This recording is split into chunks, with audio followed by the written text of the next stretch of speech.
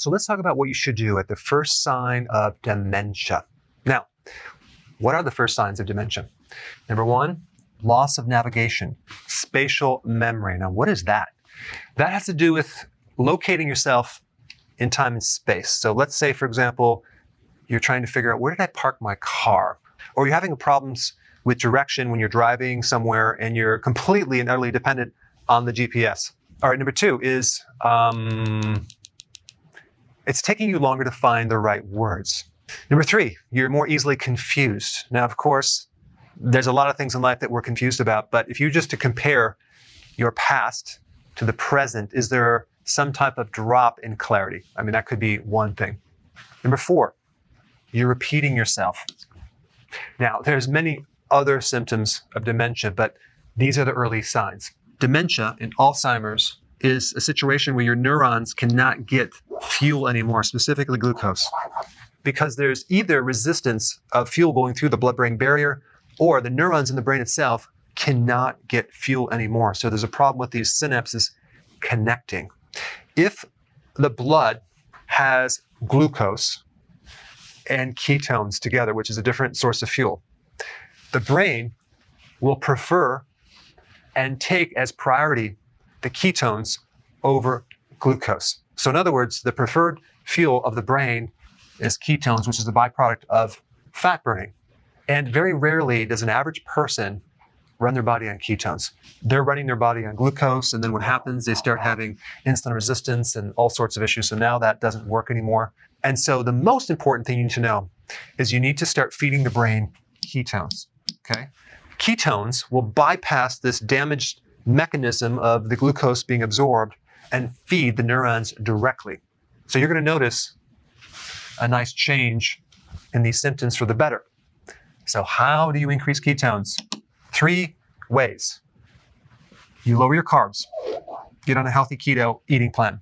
You start doing fasting. I have a link down below of how to do intermittent fasting. Going on low carbs will increase ketones a certain amount, but when you're doing fasting, you greatly elevate the amount of ketones that the brain can use. Now, the other thing you can do as a transition step and to enhance this process is to start taking MCT oil, which will give you ketones directly. You can also take exogenous ketones in a tablet form. They're a little more expensive. This is a lot less expensive.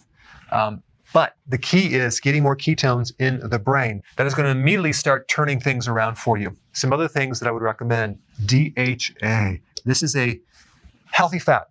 It's an omega-3 fat. It's in fatty fish. It's in cod liver oil. A good portion of your brain is made from this.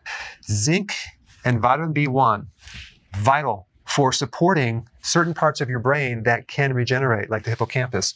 So get your B1 from nutritional yeast, get your zinc from shellfish or a good supplement, or even beef or organ meats.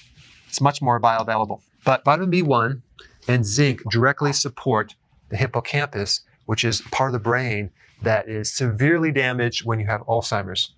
The other thing you have to realize is that if you have dementia, there's probably some hypoxia going on, which means that you have a lack of oxygen or part of the brain that's just not getting the blood flow it needs. So exercise is vital to increase oxygen, as well as doing hyperbaric oxygen therapy. And there's even a therapy of restricting the brain of oxygen while you exercise, but you would do that intermittently to increase oxygen, which will increase stress and cause your blood to carry more oxygen. So that's another therapy, but let's focus just on exercise right now and potentially doing the hyperbaric. The other thing that's really important is getting enough sleep. If you have a sleep problem, like sleep apnea, for example, that can create hypoxia and decrease the oxygen to the brain. Or if you're getting a lack of sleep, that instantly increases your risk for prediabetes, insulin resistance, and other health issues. And so one way to kind of reset your sleep patterns is to start taking vitamin D and take it probably minimally at 10,000 IUs every single day. And you're going to find that you're going to start sleeping better. That's just one thing. There's many things, but that can definitely help you, as well as just taking vitamin D in general, which directly improves brain function. All right, there you have it. And if you want some additional information, I have a lot of videos on the brain. Check them out. I put them down below.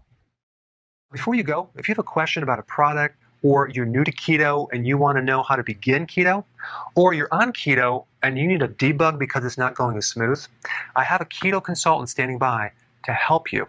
This is just for the people in the US. Hopefully in the future, we'll be able to answer everyone's call.